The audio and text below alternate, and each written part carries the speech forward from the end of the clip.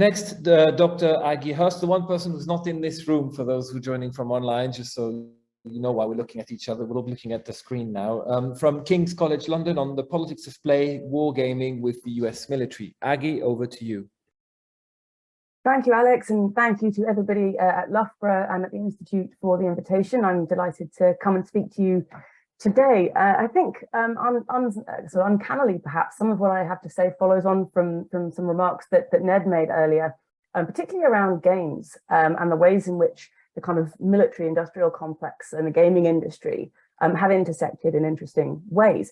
Now, rather than share my slides and become a disembodied voice, I've popped them in the chat. So if you'd like to follow along there and look at those as I talk, then you're very welcome to. So the title of this talk, The Politics of Play, Wargaming with the US Military. You'll all be aware, of course, that we are in what has been called a ludic century. We've had the rise of the so-called digital native. We've seen the gamification of all manner of cultural and corporate artifacts. We've seen the games industry explode in recreation and leisure industries. We've seen it really proliferate across both child and adult education. We've seen it in commercial and advertising areas. One of the lesser researched areas, as far as I've been able to tell, is actually the use of gaming in and by the military. So it's that I'm going to be focusing on today. So this project really has been rumbling on now for some time. I'm in the final stages, she says, crossing her fingers, of finishing off the book, which will be coming out with OUP hopefully early next year. And I've had a series of articles come out recently as well, looking at various elements of this problem and this question. So what am I getting at here, and why are we talking about it in a conference on militarism? So I'm interested in the question of how military pedagogical wargaming works. How is gaming of various kinds being used to teach and train service members, and to what effects? What impacts does such immersive training and gamified training have on trainees? And what are the politics of harnessing play for military or militaristic purposes? I'm going to talk to you about some of the re-theorizations of play that I've developed along the way here. My background is in IR and political theory, but this has been a much more applied project, and it's certainly taken me to some interesting places, war games and military bases and places I had not expected to go. So what is a war game? First of all, there's a bit of a lack of consensus, but broadly speaking, people draw distinctions between things like games and simulations. They draw distinctions between manual and digital forms of gaming. They draw distinctions between commercial versus military applications. In the context of the military, there are quite a lot of different purposes to which games are put.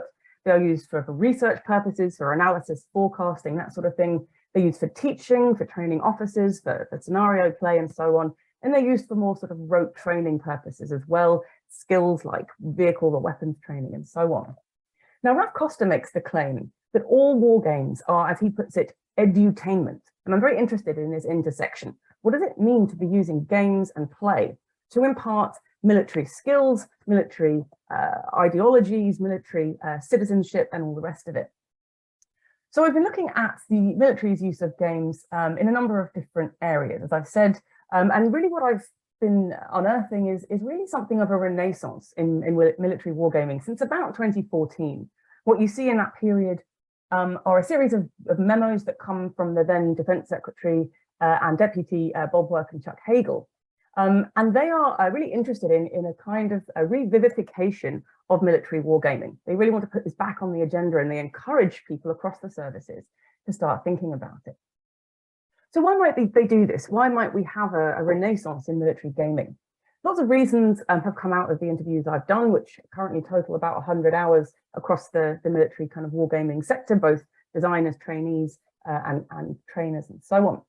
People argue that wargaming is cost effective, much easier and less costly than going out into a field and using kind of a proper hardware.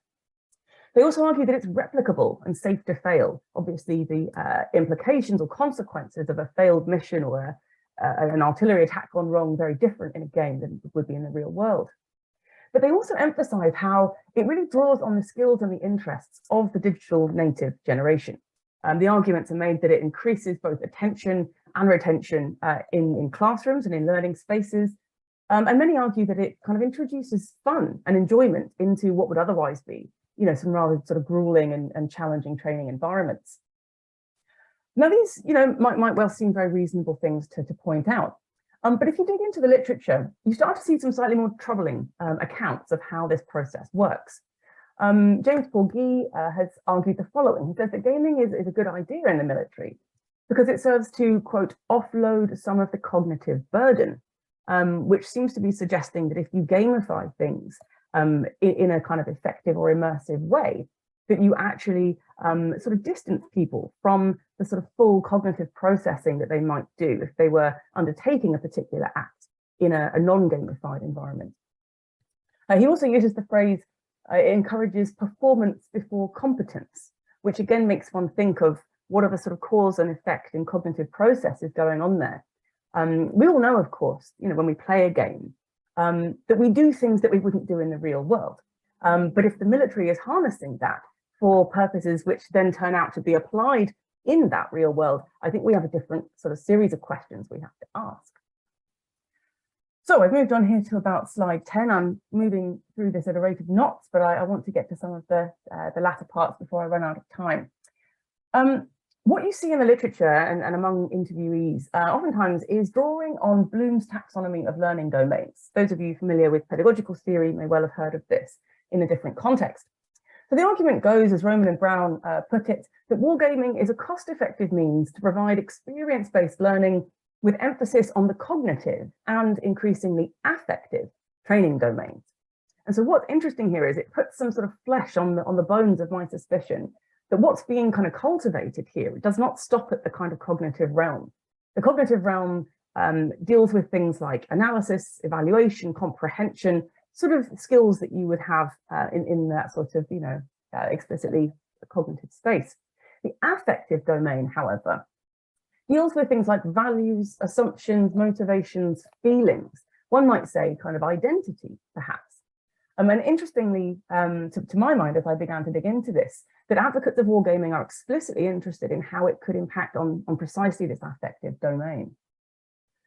So what does all of this begin to lead to? What I've tried to argue in the project is that I want to move away from analyses that you get, particularly in the military context, which evaluate wargaming on the basis of efficacy. The kind of analysis seems to be, if this works, then it's worth doing. If we can, create an environment where skills are imparted more quickly, or, trainee retention is increased, then it's a good idea. But I think this really ignores a series of points, going back to Cheney's point about what's ignored in particular debates or discourses. What does this ignore? Well, I think what it ignores is the question of the politics of using play, using games for military ends. We need to ask the question, how does military wargaming teach trainees and players, and with what effects? And the line I kind of push here is that I think actually when we look into it, there's a tension between immersive forms of training and activities and agency. But actually, if we are starting to kind of short circuit the cognitive domain in the ways I've described, then we're actually compromising some values that sit not just at the heart of our sort of philosophical, cultural and social traditions, but actually at the heart of military traditions in some ways too. So I want to draw a distinction, and I do in the book, between play on the one hand and games on the other. I think if you're going to understand a bit about games, you've got to think about play. And I've had a great time digging into philosophies, theories, social kind of analyses of play of various kinds, really dating back to Heraclitus and ancient analyses right through to Derrida and the deconstructionists. It's been a bit of a whistle-stop tour. What I suggest really is that whilst a game is a kind of structure or system which apprehends and directs play, play itself is much more a kind of exploratory human capacity. What we do in the case of using games as teaching tools is that we harness play for particular pedagogical ends. And that's true, I think, whether we're talking about civilian or military contexts. So my key claim really is that all war games teach their players, and we need to start being much more mindful about how and with what consequences they do. So as part of this sort of analysis of play, I've dug into some of the sort of, great broadly Western traditions. I've limited the analysis to the sort of Western tradition. There's much more to be said about more global philosophical and social understandings. And I've built on some of the debates in the kind of play literature by adding a kind of third type of play that I want to advocate for. So the two existing types of play that are discussed in the literature, first of all, Apollonian play, kind of play that advocates the primacy of reason over play. And this is associated with figures like Plato and Aristotle, but perhaps more in the modern context with German idealism. Mechthild Nagel talks about the sort of malediction of play in Western philosophy, and thinks about how people like Kant and others really kind of view play as frivolous, as sort of in opposition to reason, a hindrance to learning. Now, the sort of counterpoint of that, or the counter narrative of that, is of course the sort of Dionysian tradition, much more associated with the pre-Socratics, but also with the post-idealists, Nietzsche and so on. And play in this framing is much more a dance between creativity and nihilism. Nietzsche, of course, arguing that the height of seriousness is in fact the child at play. And so this sort of leads me, before I sort of finish on my own reformulation of play here, it leads me to really think that we have in Western sort of thought and Western philosophy really underestimated the significance of play. So I want to make a pitch for the kind of seriousness of play. Play is understood as a behavior, an action, a motivation, an attitude, an experience, an existential condition. It's a powerful form of communication and also meta-communication. And it's, of course, highly absorbic. Some would say autotelic, sort of done for its own sake rather than with a kind of external goal in mind. And the reason I'm talking so much about play is that I want to make the case that there are sort of two key ways that play is put to work in military gaming. First, it has to do with winning. It has to do with the cultivation of victory conditions and the pursuit of a winning end state. Now, in the context of gaming, military or otherwise, the game doesn't work for the most part without the pursuit of victory conditions. Players must play to win, and winning, of course, is experienced as good fun. And so what happens, I think, particularly in the context of the military, which is a place socialized on winning, is that play is harnessed kind of through this mechanism. The other kind of element of play I'm interested in is thinking about the spell, as some have called it, of immersion. The question I've posed in a recent, well, it's not recent, it's not done yet, but there will be an issue of critical studies on security, the intervention section in there, which I co-edit, is going to be asking this question, where do we go when we play? Which is a question I have stolen from Debbie Lyle from an ISA conference a few years ago that really stuck in my mind. And what I argue in the book and elsewhere is that really this spell of immersion has a series of politics to it. It has a series of kind of effects and a series of sort of inner processes. What you read about when you start to look into immersion is that part of the pleasure of play is experienced by this quality of immersion. In an immersed state, one's inner critic is switched off, time begins to move very differently. You have this satisfying the feedback loop of cause and effect and a sort of symbiosis of action and reaction. And this is the state that a lot of military wargamers are pushing. The greater and longer the immersion, the more you can apprehend attention and keep people engaged. But of course, the spell can be broken, and I'm very interested in the politics of immersion, and I actually advocate for a much more kind of broken or interrupted form of immersion, I think, more compatible with a deconstructive approach. So I realize I'm probably running out of time, aren't I, Alex? Am I good for now? Sorry, I was on the wrong window. You've got 7 minutes. 7 minutes, good. That might well be enough. Thank you. So yes, where did I get to? So I've been digging into different sort of analyses or theorizations of flow. A really great recent book, actually, by Braxton Soderman is one of the first I found, which was a really sort of critical interrogation of flow. He titled his book Against Flow, for reasons which are similar to the critique that I want to make.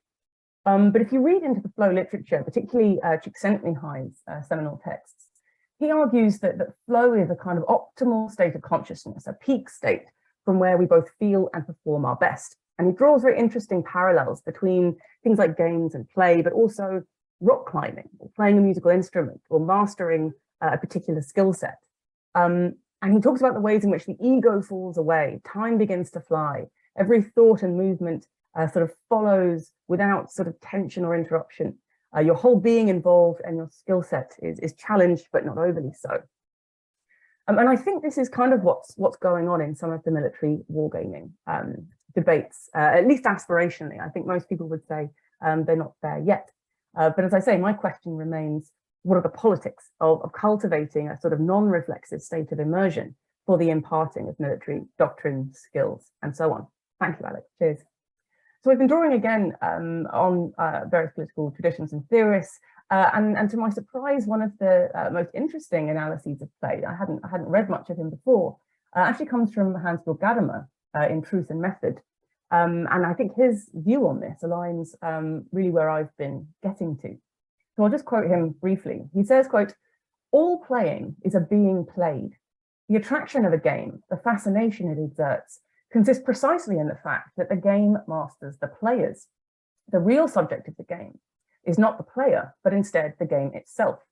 What holds the player in its spell and draws him into play and keeps him there is the game itself."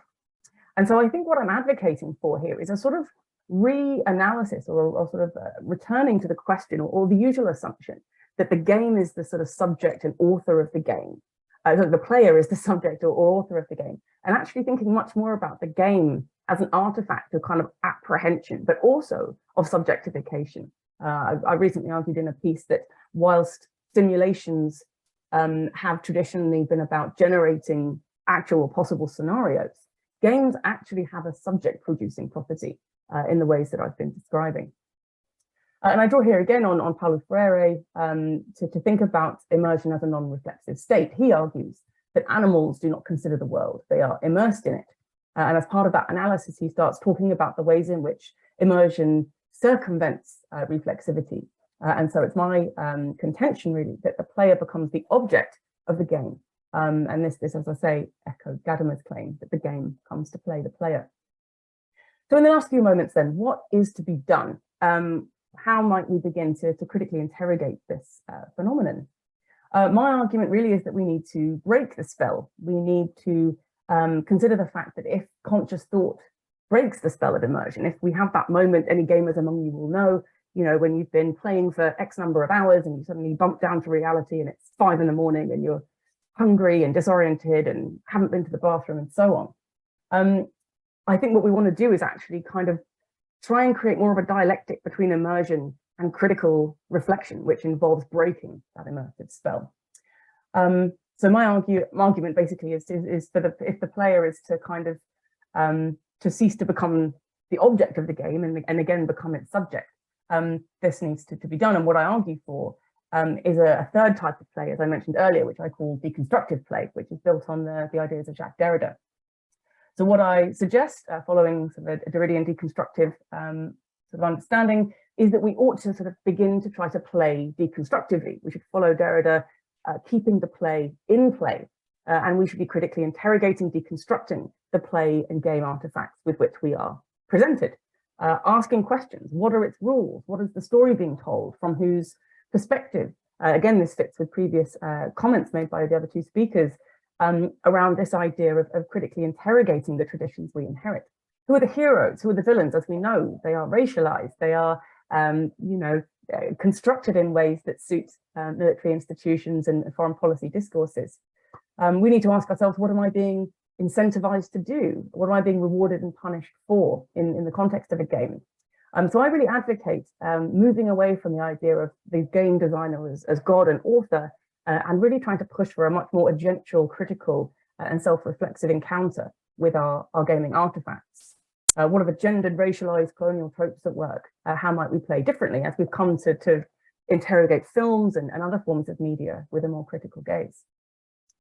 So I think I'll end it there. My final slide has a little breakdown of those 3 play types, if anyone's interested. I should say that, this is not about my sort of wanting to ruin fun or play. I remain a very playful person myself, not a gamer, but certainly playful. And neither is it to sort of suggest we ought to be sort of throwing our gaming artifacts out the window. Of course, we know there are highly, violent and militarized games out there. I think my question or my interest area is not so much what we play, but how we play, and learning learning to cultivate this sort of critical player subjectivity seems to me to be key. I'll leave it there. Thank you very much.